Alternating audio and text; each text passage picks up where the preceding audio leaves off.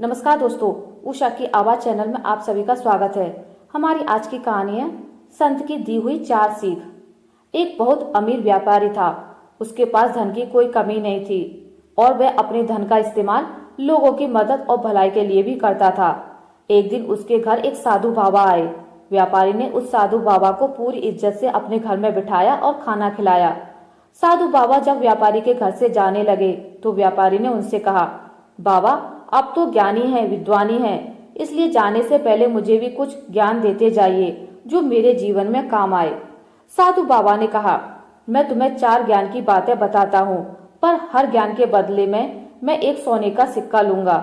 सेठ खुशी खुशी साधु बाबा को सोने के सिक्के देने को तैयार हो गया। साधु बाबा ने कहा, पहला ज्ञान यह है कि अगर कोई तुमसे उम्र और तजुर्बे में छोटा इंसान अचानक से बड़ा बन जाए तो उसे कभी छोटा मत समझना, बल्कि उसकी इज्जत करना और उसका सम्मान करना। साधु बाबा ने दूसरी ज्ञान की बात बताते हुए कहा, अगर तुम्हें दूसरे की गलती दिखाई भी दे तो उसे नजरअंदाज करना और कोशिश करना कि उस गलती के बारे में किसी और को भी पता ना चले। साधु बाबा ने तीसरी ज्ञान की बात बताते हुए कहा, अगर कोई काम किसी और की मदद लेकर किया जा सकता हो तो उसे स्वयं मत करना, बल्कि बिना सोचे दूसरों की मदद ले लेना।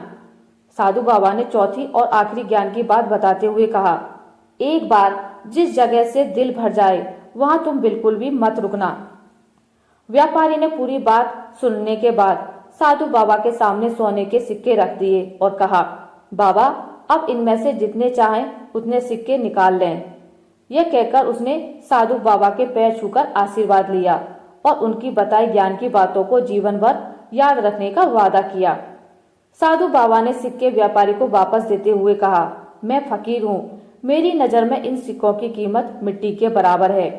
यह सिक्के तुम अपने पास संभाल कर रखो, यह तुम्हारे बुरे दिनों में काम आएंगे। यह कहकर साधु बाबा वहां से चले गए।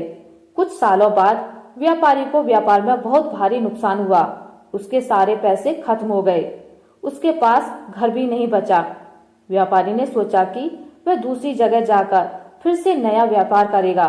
उसके पास बस साधु बाबा के लौटाए हुए वह सोने के सिक्के ही बचे थे। वो उन सिक्कों को लेकर अपने वफादार नौकर के साथ दूसरे शहर के लिए चल पड़ा।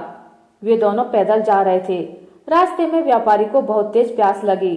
उसने अपने नौकर से कहा कि वह कहीं से भी पीने का पानी का इंतजाम करे।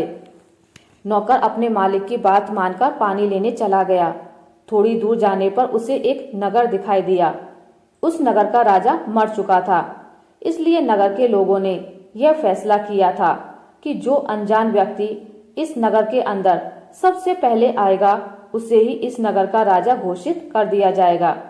जब नौकर पानी लेने के लिए उस नगर में घुसा तो वहां के लोगों ने उसे कंधों पर उठा लिया और पूरे नगर में ऐलान कर दिया कि उन्हें नगर का नया राजा मिल चुका है।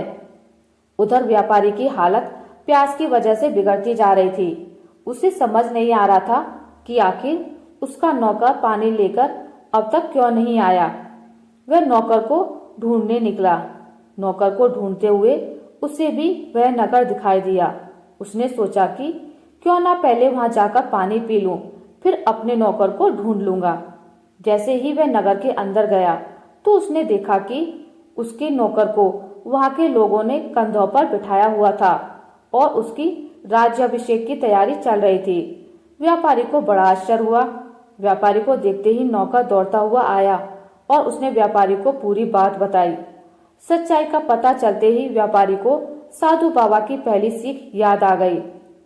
उसने अपने नौकर को दिल से राजा के रूप में स्वीकार कर लिया। इधर उस नौकर का राज्याभिषेक हुआ और उसका विवाह मरे हुए राजा की पत्नी से कर दिया गया। नौकर ने भी व्यापारी के नमक का हक अदा करते हुए उसे अपने मंत्री के रूप में नियुक्त कर लिया और राजमहल में जगह दे दी। व्यापारी पूरी लगन और मन से अपना काम संभालने लगा और वह अपने नौकर को एक राजा का सम्मान देने लगा। एक दिन व्यापारी रानी के महल में किसी काम से गया। वहां जाने पर खिड़की से उसने देखा कि रानी और राजा का सेनापति एक साथ एक ही बिस्तर पर बैठे हुए थे और हंसी मजाक कर रहे थे। व्यापारी ने जब यह देखा तो उसे बुरा लगा कि रानी किस तरह राजा को धोखा दे रही है।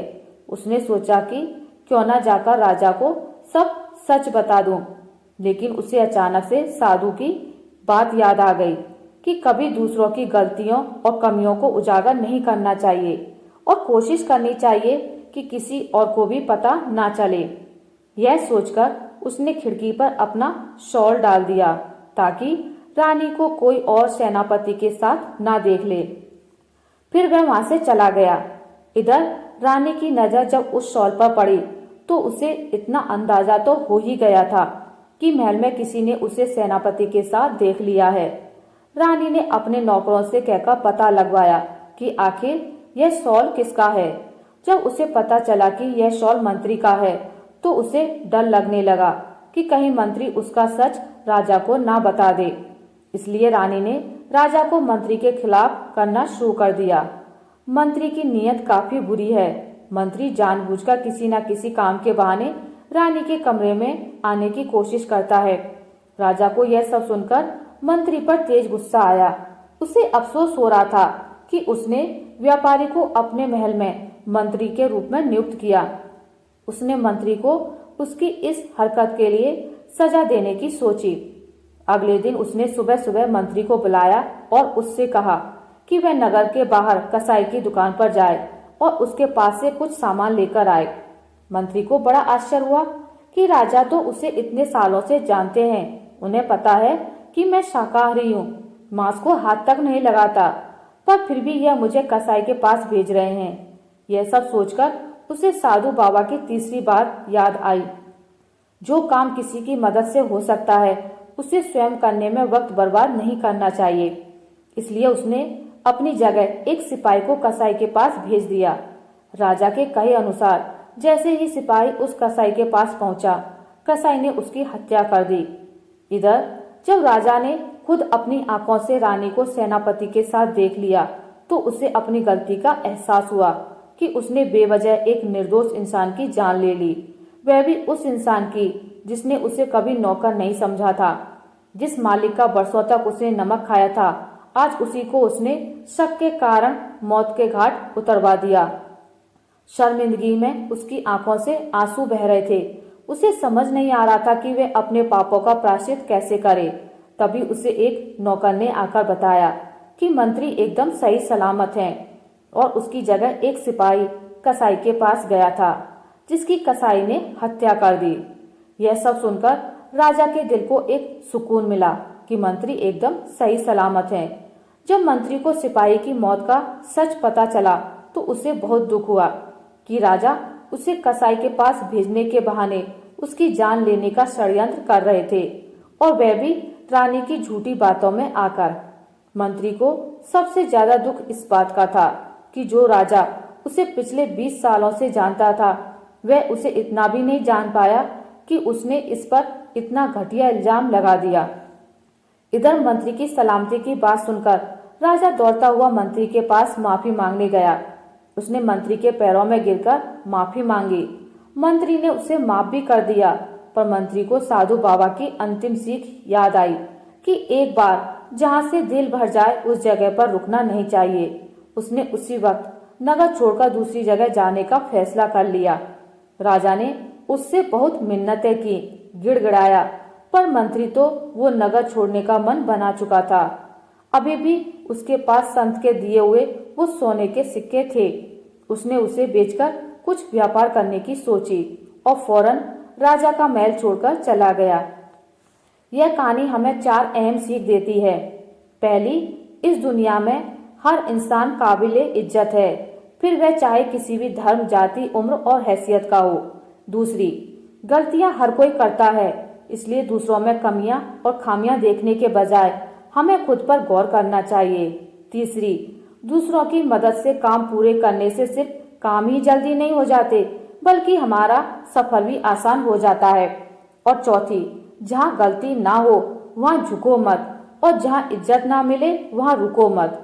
लोग इम्पोर्टेंट हैं, पर आपकी सेल्फ रिस्पेक्ट से ज्यादा नहीं।